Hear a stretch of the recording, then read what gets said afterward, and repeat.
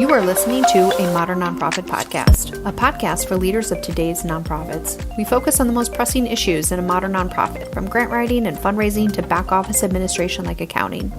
If you are looking for tips and hacks to make your nonprofit more modern and intentional, you've come to the right place. I'm your host, Tosha Anderson. I've worked with hundreds of nonprofits over many years in different capacities. First as an auditor, then a CFO of a nonprofit, and now I'm a CPA that owns the Charity CFO, an accounting firm working exclusively with nonprofit organizations. I'm passionate about trying to make the work of nonprofits even easier through the most modern practices I've learned from some of our most successful clients. Keep listening. Hey friends, welcome back. I'm excited to chat with you, Sherry, today, and about this topic, especially. Friends, we're talking about fundraising. Maybe this is a sore subject for some of you as we're nearing the end of the year, but I think this is going to be an exciting episode to talk about. Sherry, you are the founder, a fellow founder, right? And the CEO of QuamTaylor LLC. And you work with nonprofit organizations, specifically around helping those CEOs raise millions more in general operating dollars. General operating is the key. So they can fund their strategic plan and increase their budgets by 2 to 5 times. Sorry. So Sherry, what I love about this conversation, and these are bold, goals that you're sharing out there. What I love about this is a lot of times when we talk about fundraising, we talk about, maybe how to attract a corporate gift, how to apply for a grant application or things of that nature. But what you're suggesting is a much bigger than that. And I think it really resonates with most nonprofit organizations. Like, I need general operating dollars and I need big donors. Right. To invest in the growth. We're trying to go from this small to mid-size or mid-size to larger organization. Right. And how do we make those incremental jumps through the support of our donors? So I'm excited. Thanks for my coming favorite on board. topic. Thanks for having me. I appreciate it. Perfect. So let's talk a little bit more, maybe give us an example. Tell us a little bit more about what you do for your organizations, kind of big picture, the organizations you work with. Sure. Yeah. Define what this is. Of course. So like you said, a lot of people come to me with, we've just completed our strategic plan and oh my gosh, we're literally going to need to 3X in the next 3 to 5 years. Or they come to me when it's like, hey, we did the strategic plan 3 years ago and we still can't do what's in it because we didn't raise to that number. It required a bigger budget. And so, but I love both of those scenarios because typically why they haven't been able to achieve all the visionary and amazing growth initiatives in their strategic plan is because they didn't have enough general operating revenue. They didn't have enough unrestricted revenue. They gave them the flexibility to, frankly, put more gas in the engine. And so often it's like, well, we need to grow. We need to 3X, but like, I guess we'll just grind harder. I guess we'll just hope that gala brings in more money or we'll send more LOIs. But there's steps that people skip to really say, how should we finance the organization? How could we be fundraising in a way that actually attracts the types of donors who get it and who get that we need flexibility to scale our organizations? I love that. And I'm excited to dive a little bit more into why this is a challenge for organizations, what keeps them from doing that. But what you're saying to me really resonates with a lot of the clients that I've seen. And I loved your comment about just grinding harder. And let's just be honest, that's not sustainable. We're seeing a huge increase in turnover in C-suites within the nonprofit organization. I mean, certainly shortages has always been a challenge. And it continue to be a challenge. So the idea of just kind of grinding harder and working harder is simply not a sustainable solution for everybody. So let's talk a little bit about, the teams that an organization has and how they might actually be contributing to the problem of not getting the revenue or keeping the revenue that they're hoping for. Yeah. The interesting thing is, when we have the strategic plan and we say, okay, I'll use a round number. Like, let's say last year we raised 2 million and this year we want to raise 2.5 and gosh, in 3 years, we want to be at 5 million, whatever that is. So often our teams are not set up to be successful because we haven't said, okay, gosh, to grow from 2 to 2.5 or from 2 to 5, we haven't paused and said, well, how many more people do we need to hire?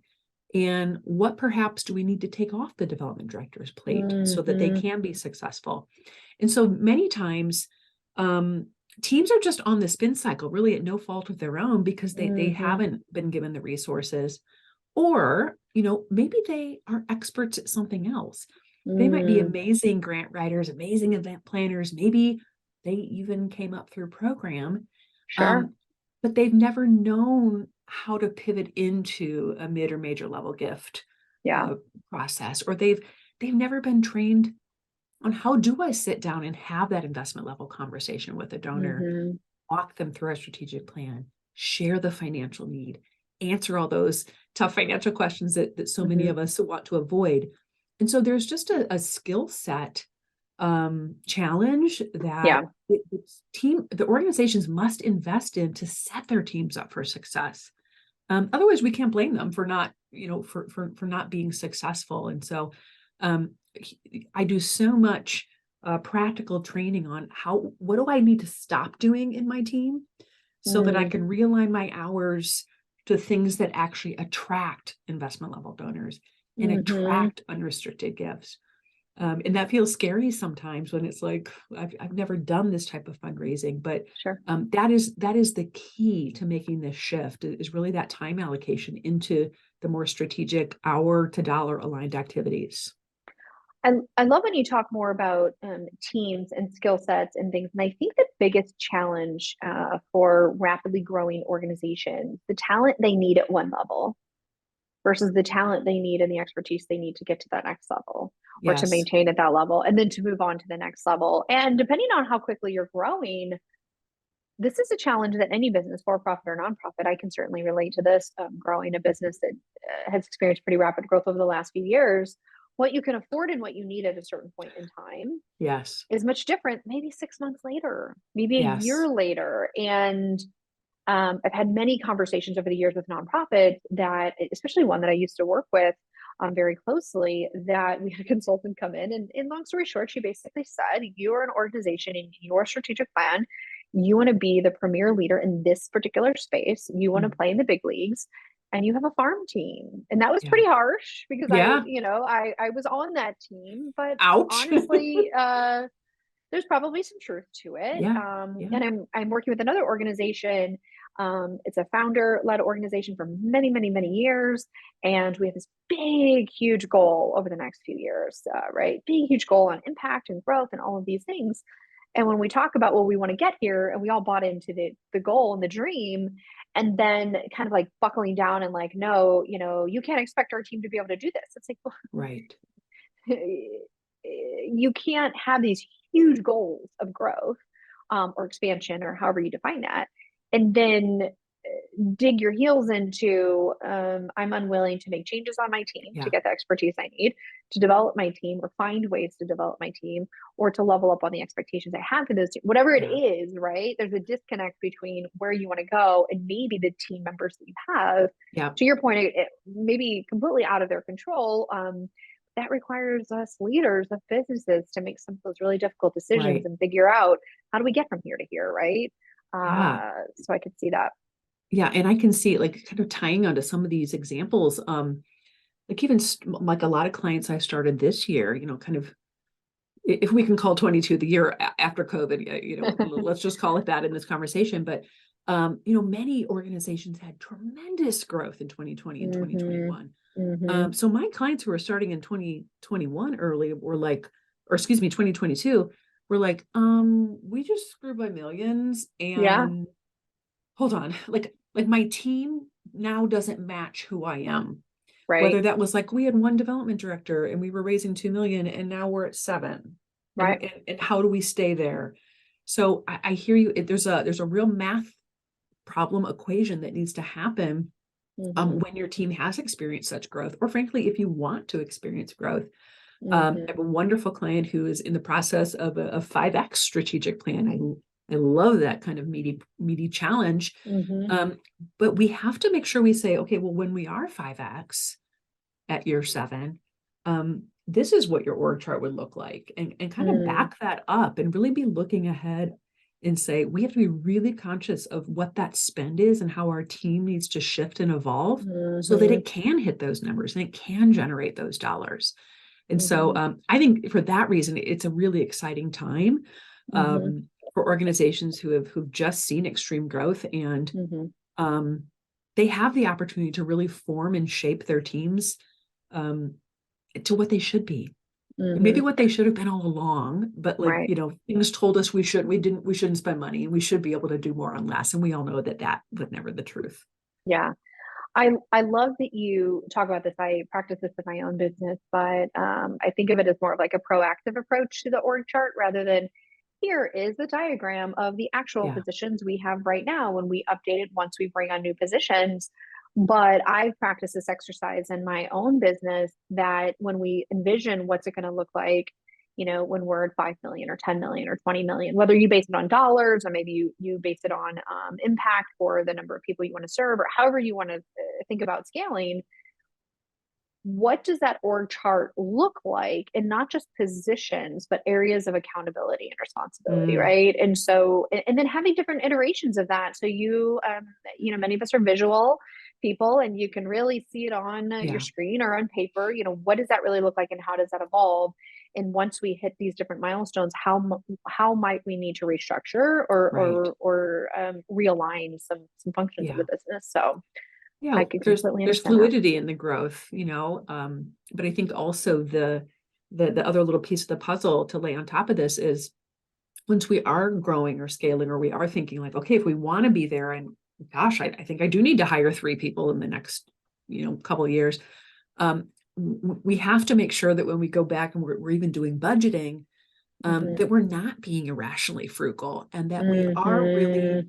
saying, is that are we kind of doing that squeak by thing of like, well, I don't know, maybe we could start on part-time, or are we Hmm. actually being honest and saying, this is what we need, and this is what we Hmm. need to invest in to be able to get to that point. Right. Right. So much of um, that fundraising team success is so much based on, is the organization Yeah. raising to the right number in the first place to set them up for success? Sure.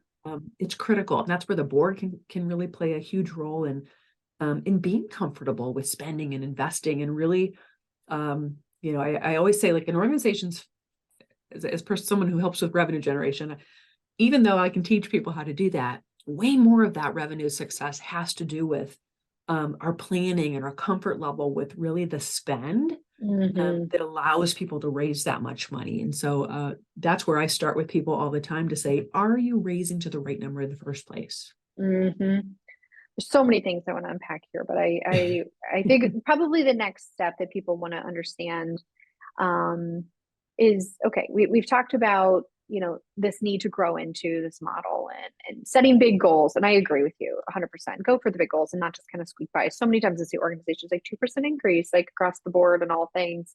And are we really going to move the needle with Right. that in the way that's impactful? And not to mention, is it sustainable for your team? Let's just assume Mhm. your volunteers are at risk for burnout, your staff's at risk for burnout, right? It's a world, unfortunately, that many of us live in.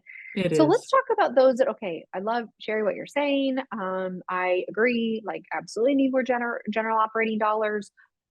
How does one go about attracting donors who want to give gen op? Everybody has this Mhm. idea that people want to give restricted or for capital improvements or something either tangible or just super compelling, like, for a very specific part of a program or something like this. How do Yeah. you Yeah. recommend to your clients to start attracting these donors? What can we Yeah. do? You kind of nailed it when you said we have the idea that that's how people want to give. Now, are there people who want to give that way? You bet. And Sure, I sure. respect that. Like, if they want to touch and feel, great. That sounds Hmm. great. Yeah. Um, but I find so often that we as fundraisers are really good at telling the problem, the crisis. Here's what we do. Here's our success. Here's the story. And so we need money, right? And then we kind of leave that meeting. We're like, I think they'll give a gift. I think they'll do it. Or we default and say, could I send you 3 projects to consider? Or so Mm, I'm looking for $25,000 because I need an X, or we want to start this. And so we kind of naturally think that's the next step. In my mind, that's, especially as we're trying to attract investment level donors, that's half of the story. The hmm. other half of the story is, can I share with you how we're growing? Can I share with Mm, you our $3 million need? love that. Great. And to be Yeah. able to pivot into, what is the financial story of your organization? Mm-hmm. What is your story to scale and impact more Mm-hmm. lives? Mm-hmm. How have you been growing? Oh my gosh, we've grown by an average of 20% the last 3 years. Here's why. Mm-hmm. Here's how we're funded. Here's how we spend money. Could I Mm-hmm. walk you through our budgeted need? And so I even had a fundraiser not that long ago say to me, gosh, I hope they don't ask me all the numbers questions in that meeting. And I was like, whoa, whoa, whoa, whoa. You lay those numbers questions out on the table. You want those questions. Welcome those Yes. questions Yes. because we want to talk to investment level donors. We want them to understand the overall Mm-hmm. need of the organization so we can solicit for an overall gift. So if they don't understand that, they are going to default to a project-based gift. And so Yes. I Yes. truly believe that fundraisers have way more control of the timing and pacing, the type and size of gift, if Mm-hmm. they're leading correctly. Not Yes. being pushy, none of that slimy stuff, but Mm-hmm. really taking that time to lead that donor to a deep understanding of what Mm-hmm. the plans are, what the financial need is, and soliciting based on the need. Yeah. That's how my fundraisers shift into unrestricted gifts and scale those gifts. And it's really a skill set that is Mm. pretty practical, if I Sure. can say that. Sure.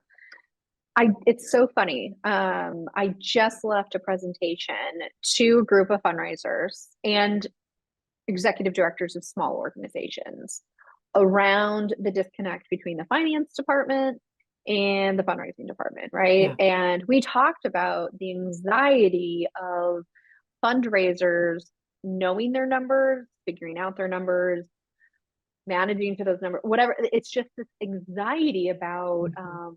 oh, I hope they don't ask me about the numbers questions. And there's this idea, well, I'm not good at numbers or I'm not good at math.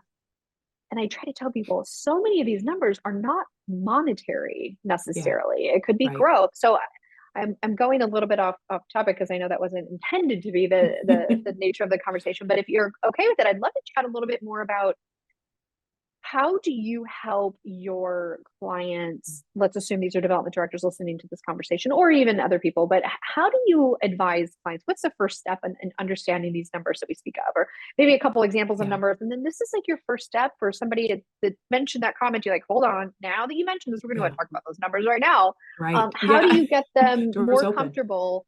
How do you ease the anxiety around it? And how do you get them started to understanding what those numbers are? Yeah. Yeah. I find that sometimes the anxiety is based on the fact that sometimes I think leadership doesn't understand, like, why does the development team need to know all the nuances of the Mm-hmm. growth plan or the budget? Where it's Mm-hmm. like, all right, budget's 3 million. Let me see your Yeah. fundraising plan. Yeah. Yeah. When look, I actually want that development team involved in the budgeting. I want them to Mm-hmm. understand the tough questions. I want them to understand how a 990 works and how we would talk about our functional expenses and our Mm-hmm. revenue. And so we have to make sure that our development teams are not just like, okay, here you go, but they're really Mm-hmm. integrated as a strategic, part of planning for the year and budgeting for the Mm-hmm. year, so that Mm-hmm. they get more comfortable. And so I think it's just like, well, I wasn't in those meetings, so I don't know Mm-hmm. what to say. And so it's way easier for me to say, okay, so we have these 5 projects, I can go sell those. Yeah. So I feel like involve them early. And then to be honest, I really feel strongly about, I do so much role playing and practice, and I say, welcome the Mm-hmm. tough question. Mm-hmm. Let's go. How would I, if I asked you this question, how would you talk through that? And, Mm-hmm. and and to be able to make that like mindset shift of, hey, if somebody asks you a financial question that feels really like pushy or aggressive, like, welcome that, because that Mm-hmm. might be the thing that's blocking them from giving their best gift to the organization.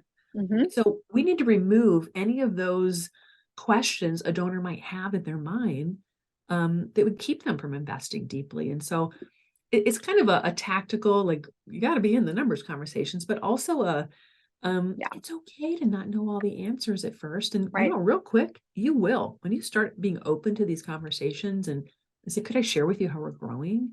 Right. I find, Tasha, that those kind of CEO level donors Mm-hmm. are like, oh my gosh, nobody shares these numbers with me. Nobody Yes. walks me through their budget. And all of a Yes. sudden they're like, wow, you're transparent. You guys are running a good business. Right. And we're speaking their language then. Right. So it's such a a strong play, if you will, Mm-hmm. to learn how to speak that donor's language um, and to really identify maybe why they aren't giving their best gift. And a lot of times it's numbers. I completely agree. That was one of the recommendations that I made, that if you're a fundraising professional, meet with your accountant, just understand what programs have deficits that need fundraising Yeah, opportunities, what maybe line items tend to be underfunded by the restricted grants, whether you have government contracts or, there's always an element of, yeah, this is the size of our programs, the impact we're having, but these are the areas that maybe our government contracts are not willing to cover, or maybe we just haven't identified a donor for that. right. And keeping it very operational in that way, but really understanding where are the needs of the organization, how to speak into those. Um, just really sitting down and having that conversation on a regular basis with Hmm. the account, initially with the budget, and then also how's the year going as we're progressing. Right, So right. and I tell people it's funny. I think when I say it, I'm biased because I'm an accountant. I'm like, oh, she's an accountant, so of course she's going to say that. So I always love asking that question to non-accountants that are a little bit more comfortable with speaking their numbers. And if anybody's listening, I get no paid promotion for this, but there was a show on there, and I don't know if it's still on. It was called The Profit, and there was this business Oh, owner. yeah. Do you know what I'm talking about? Yes, I do. I can't think of his name off the top of my head, but there's this CEO, investor, venture capitalist person, savvy guy. And I mean, obviously it's reality TV, so take it with a grain Yeah. of salt. But I was always really inspired by him because he'll walk into any business he's considering investing in. And we're talking anything from like cake, bakeries to retail shop to florists to all of Yeah, these different everything. businesses, right? And he would go in and he would know the key numbers. And we're not just talking financial, right? We're not just talking about how much left do we have to spend in my budget, but key metrics as a whole Yes. for your business. And if you're on the fundraising side, understanding maybe things like donor retention or average gift size, or how much do we want to grow that, or how many donors are engaged, or making up numbers, but All really of it. Yeah. identifying what those are for your organization and how to manage to those and how to hold yourself Yeah. accountable for checking in to see how are things progressing along. So Yeah. Yeah. thank you for It's sharing that. critical. Yeah, it's critical. And I think like I just think of the money that really is sitting on the table because we are not able to truly articulate the financial need. Yes, And we avoid not only just individuals, but sure. kind of pivoting and saying, well, we'll just send sponsorship packages to the corporations or businesses. But A, is that sponsorship their best gift? And B, Right. gosh, if we actually led them through these mission-based conversations and we got to know them more and they Sure. understood our need, would they give Mhm. more? Sure. I spent my entire 2020 and 2021 helping my clients pivot from those kind of transactional Mm, sponsorship or application-based revenue sources to sure. which one of these care about what we do? And if they understood what we Hmm. do and they understood the need and they understood what their gift could do, would they give more? And it was amazing to me how many businesses and donors were like, oh yeah, I didn't get anything out of that golf sponsorship anyhow. Like actually, I would totally give you an unrestricted gift and I'll double it. Hmm. Hmm. But again, we kind of in our mind think corporation, sponsorship, foundation, application. Yes. Um, when if you really focus on the relationship building and kind of the Hmm. things we're talking about today, that's when I see my clients scale in the greatest way. It's so funny you say that because when I have people approach me for a sponsorship, me obviously being the accountant, I know the implications of like not all of this is, considered a charitable contribution, and some Right. of this is considered meals and entertainment. And a pretty savvy donor, look, I get invited to go to a lot of galas. I don't really need to attend a gala. Just having a conversation and a relationship. And so many times I'm like, look, consider this a full on sponsorship. I don't want tickets. I don't want a meal. I don't want you to Right. spend any money on this. I'm just, supporting you. So I think I have a client that has a really interesting thing. I think you'll love this, called the non event.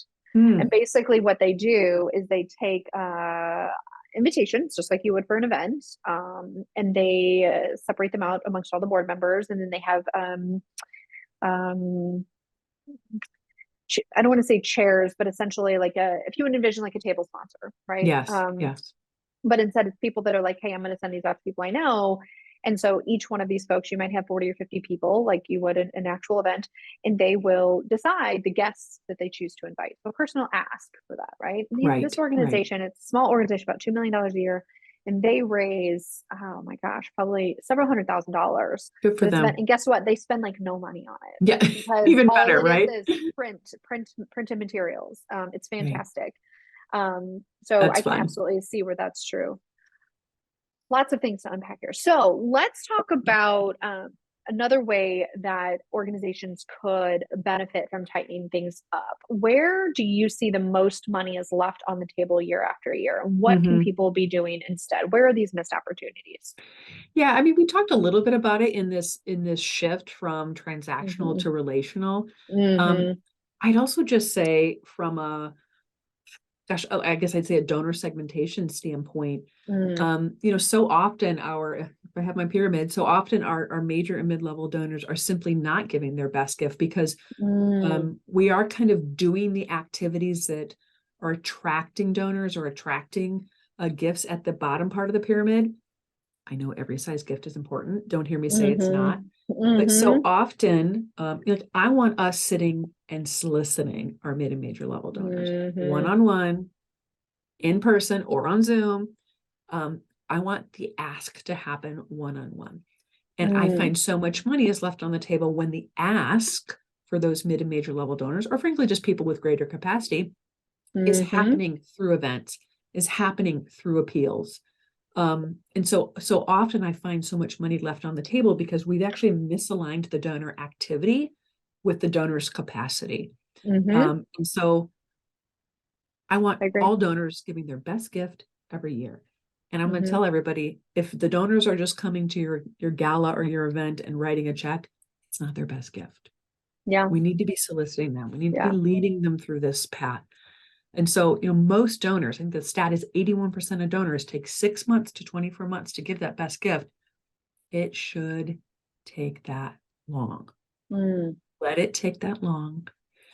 And when our intuition and frankly the whole sector says spin up like deadline, let it take that long. Mm-hmm. Because we want to work to that best gift and not just get the like, here's $1,000. Mm-hmm. If we see Mm-hmm. that those people are writing $50,000 checks on somebody else's annual report. And so Mm-hmm. a lot of the work I do is really, it feels counterintuitive at first because it feels slower, but it's really setting the organization up for sustainability and long-term funding. I love you said that about your best gift. I went to an event with a friend of mine, and their pretty large organization, been around for a long time. Their highest gift at their gala, the highest was like $3,900 and some change or something like that, Hmm. because it kind of related to a service offering, obviously.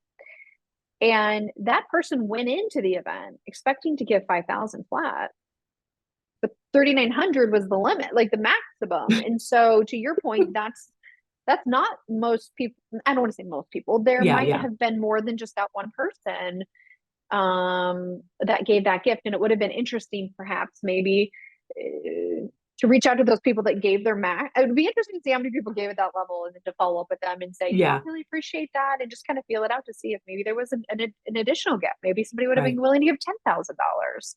And Absolutely. I I have this kind of philosophy in general, especially as it relates to sales, because although I work in the nonprofit space, I have a for-profit business, and of course, sales is a function of my responsibilities as well. And it's interesting. I tell people, don't decide what other people are willing or able to do, whether it's how much Yes. money they're willing to spend on something, how much they're willing to give to something.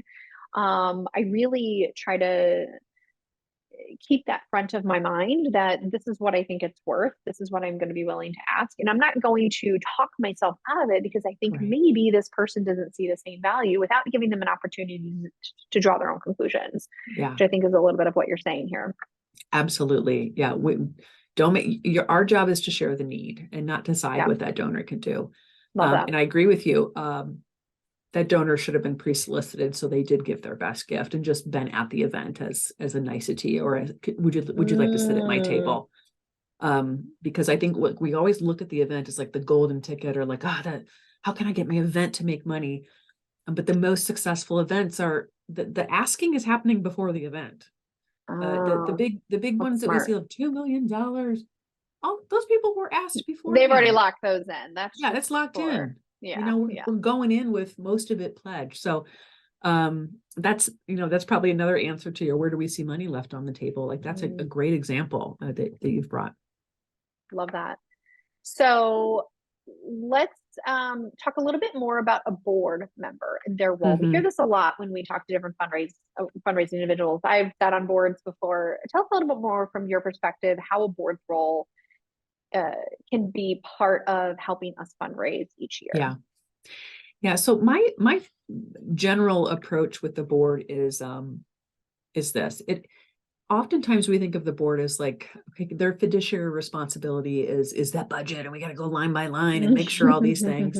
I always tell people, well, great, but your expenses, that's only half of your budget. And so if we're gonna go in that granular detail, and everyone's gonna make sure we're being wise stewards, which I support. Gosh, now let's then pivot and say, okay, well, if our budgeted need truly is $5 million, great. That's 50% of the conversation. Now, the other 50% of the conversation needs to be, how are we all linking arms to raise to 5 million? Yeah. And so often I think in that budgeting, that sour taste in our mouth of budgeting is like, board says the budget's 5 million, so we'll figure out how to do it. But I really feel like there's this bridge that needs to be, the gap that needs to be filled by saying, now, how should we raise to 5 million? What gives us the most amount of flexibility? What gives us the most amount of general operating revenue? How do we actually fully finance the work before we just assume the fundraising team can do it? And so to me, I always say, like, that's why I truly believe fundraising is a fiduciary responsibility, because if we're going to approve the budget, we all better know how we're going to raise to it as well. Agreed. And then when we do that, we have that true financing plan before we create our fundraising plan, then it really helps the board know, gosh, if I have 1 hour outside of our meetings every month, what are those activities I should be doing? Guess what? It's not the stuff at the bottom of the pyramid. It's not sharing. Can I be so bold? It's not sharing the Giving Tuesday post. It's not giving you 10 names to email.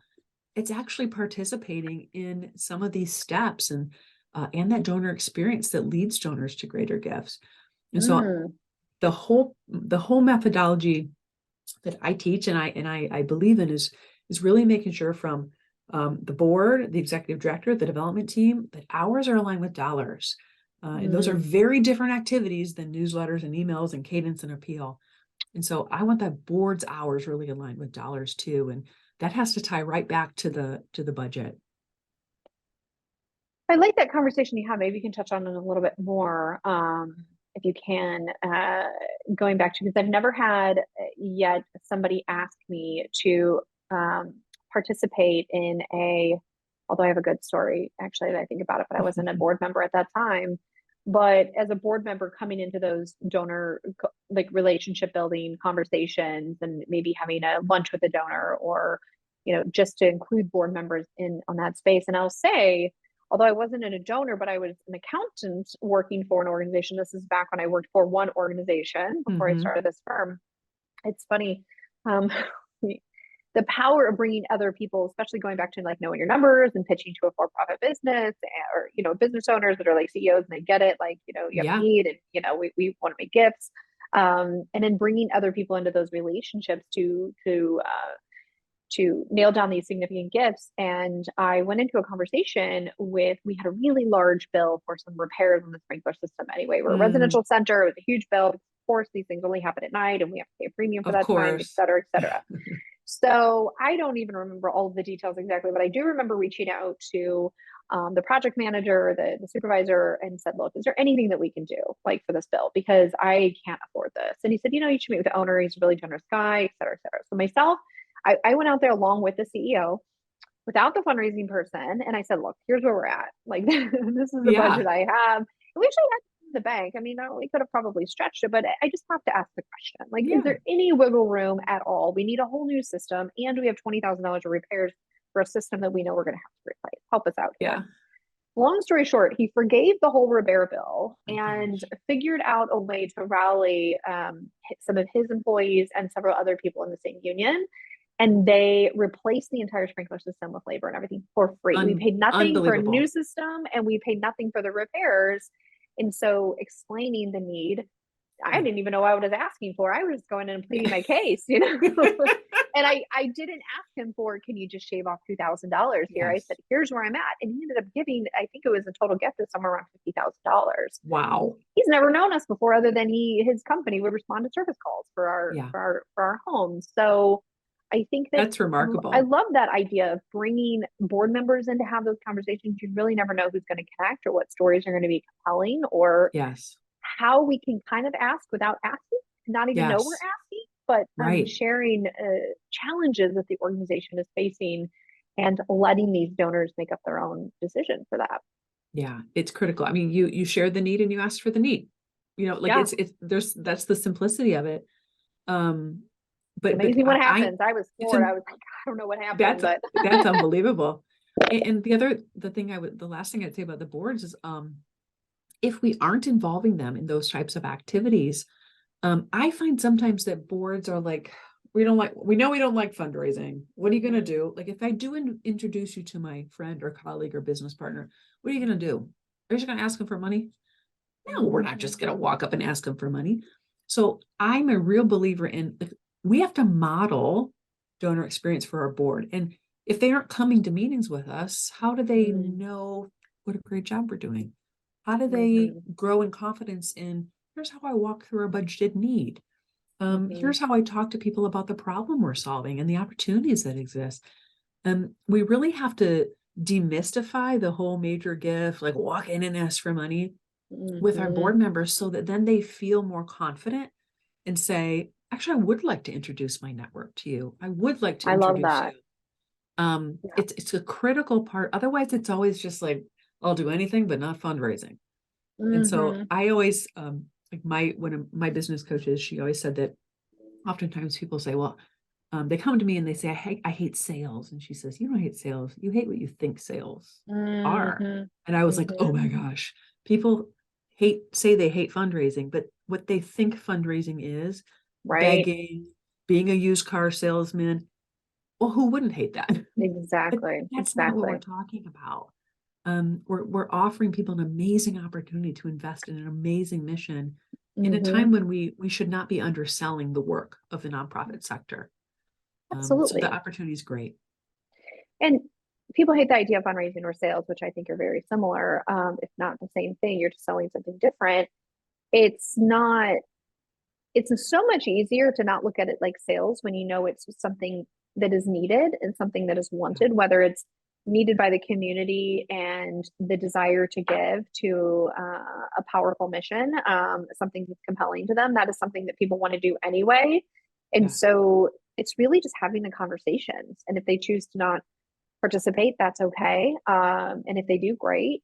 yeah. But it's really just sharing what you're trying to do and giving an opportunity for people to step in and participate in that way. So You if you nailed would it. have told me that I would have been in sales many years ago, I would have said you are completely mistaken. Yeah, me too, But Tasha. Me now too. being in a role when you believe so strongly about something and you know that the work is needed, Right. it's an easy thing to talk Yeah, about, right? And the passion comes through. absolutely. So it's not a salesy as people think. So I completely agree with you.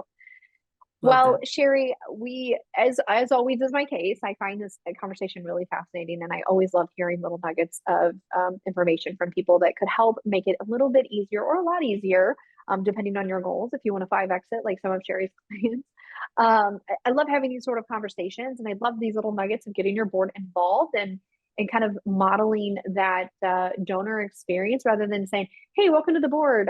Give us the name of the 10 of your richest friends or something like this, which Totally. happens. It's like, hey, can you sit in on have a lunch with me and this, longtime donor and just see how we talk about things and kind of really warm Yeah, that up. I love that idea. And I've never been approached to do that myself. And I think that's really interesting. So thanks for sharing that. Jerry, I'm you sure bet. people got other nuggets out of this conversation. What's the best way to get in touch with you if people want to hear more about your work or maybe even ask for some more specific advice to their organization? Thank you, Tasha. Well, I'm on LinkedIn every day. So Sherry Quam Taylor, find me on LinkedIn. It's where I share all my information first. Or you Okay, can hop on my website, Quam Taylor, Quam Taylor, my two last names, awesome. and they can find me over there. Sounds great. Well, Sherry, again, this has been a pleasure. Thank you for Thank coming you. on board. Appreciate And you for having me. yeah, absolutely. And for everybody else, don't forget to subscribe to our YouTube channel and check out all of your major streaming platforms for all of our other episodes. We'll see you all next time. Thanks.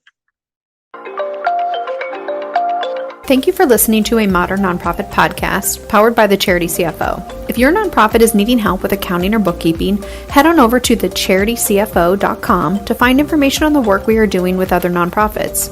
If you found this information helpful, please give us a 5-star rating on your podcast streaming platform so other nonprofit leaders can find us. We appreciate your support, and we'll see you on the next episode.